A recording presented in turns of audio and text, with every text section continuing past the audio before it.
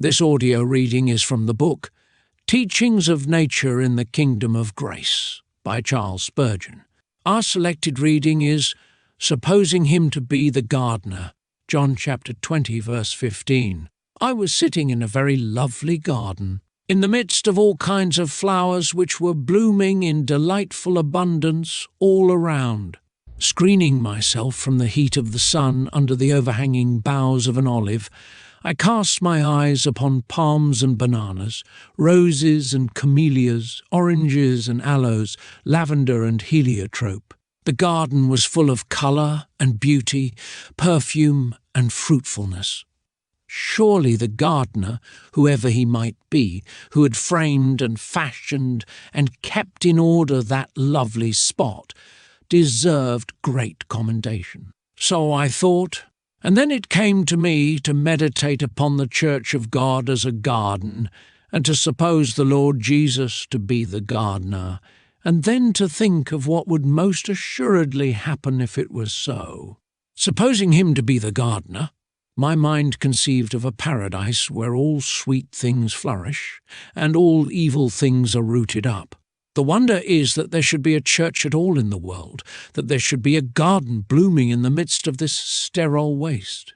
Upon a hard and flinty rock, the Lord has made the Eden of his church to grow. How came it to be here, an oasis of life in a desert of death? How came faith in the midst of unbelief, and hope where all is servile fear, and love where hate abounds? Ye are of God, little children, and the whole world lieth in the wicked one. Whence this being of God, where all beside is fast shut up in the devil? How came there to be a people for God, separated and sanctified and consecrated, and ordained to bring forth fruit unto his name? Assuredly it could not have been so at all if the doing of it had been left to man.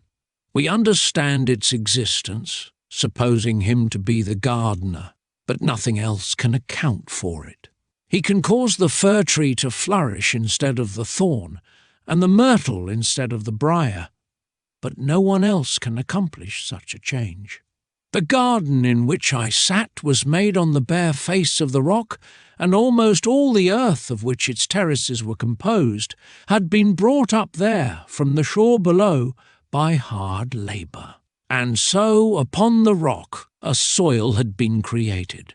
It was not by its own nature that the garden was found in such a place, but by skill and labour it had been formed.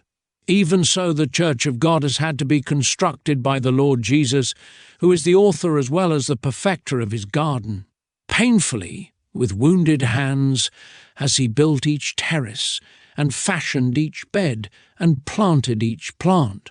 All the flowers have had to be watered with his bloody sweat, and watched by his tearful eyes. The nail prints in his hands and the wound in his side are the tokens of what it cost him to make a new paradise.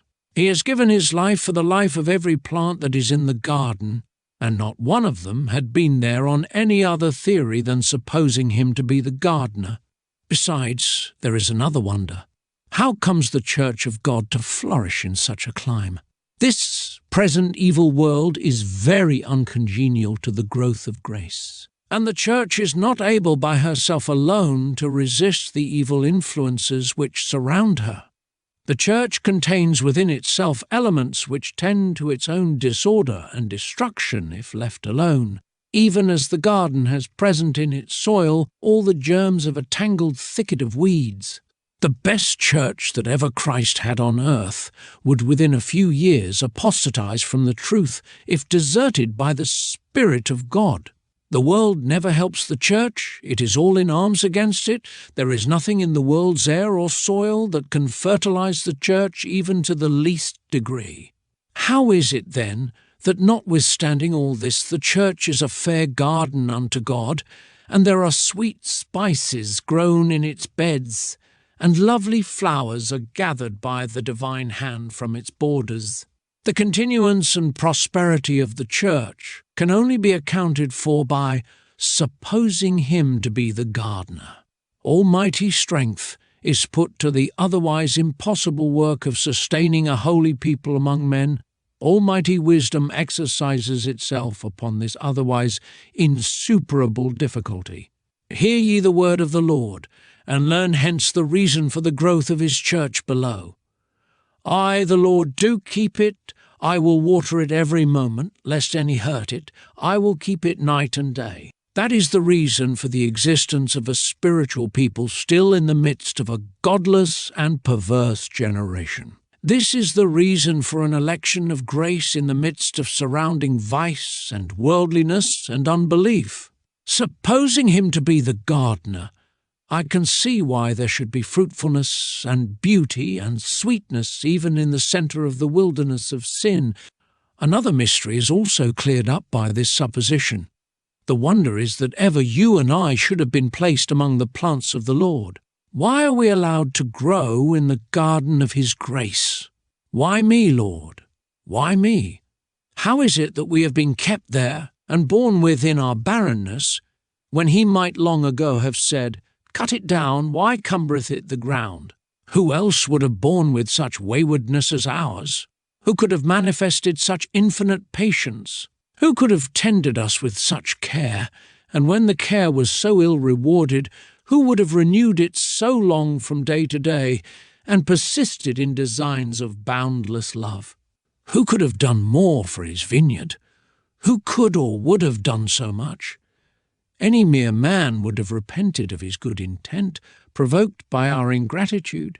None but God could have had patience with some of us, that we have not long ago been slipped off as fruitless branches of the vine, that we are left still upon the stem in the hope that we may ultimately bring forth fruit, is a great marvel. I know not how it is that we have been spared, except upon this ground, supposing him to be the gardener. For Jesus is all gentleness and grace, so slow with his knife, so tardy with his axe, so hopeful if we do but show a bud or two, or, perchance, yield a little sour berry. So hopeful, I say, that these may be hopeful prognostics of something better by and by. Infinite patience, immeasurable long-suffering, where are ye to be found save in the breast of the well-beloved? Surely the hoe has spared many of us simply, and only because he who is meek and lowly in heart is the gardener.